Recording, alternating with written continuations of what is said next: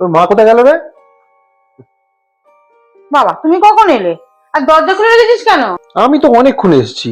তো তুমি এই সন্ধ্যেবেলা কোথায় গেছিলে? আরে শ্রাবণ মাস চলছে না, তাই শিব ঠাকুরের মন্দিরে গেছিলাম একটু প্রার্থনা করতে। বাহ, এই তো মিষ্টি। তা কি প্রার্থনা করলে?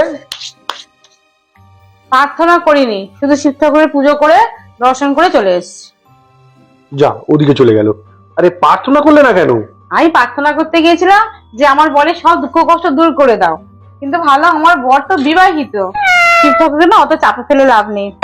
তুমি চাপে না ফেললে কি হবে? কালকে গিয়ে শিব ঠাকুরকে আমি চাপে ফেলবো। তুমি যেটা প্রার্থনা করতে পারোনি সেই প্রার্থনাটা আমি কালকে গিয়ে করবো, তারপর দেখি কি হয়। হ্যাঁ হ্যাঁ, শিব ঠাকুরও বিবাহিত, শিব ঠাকুরও সব বোঝে। এই তোদের মতো মেয়েরা শিবের মাথায় জল ঢালে কি ভালো একটা বর পাওয়ার জন্য? আর বিবাহিত মেয়েরা কেন জল ঢালে জানিস? বউরা প্রার্থনা করে না তো অভিযোগ করে যে ঠাকুর কি চেয়েছিলাম আর কি দিলে। সঙ্গদোষ খারাপ আগে শুনেছিলাম, এখন দেখতে পাচ্ছি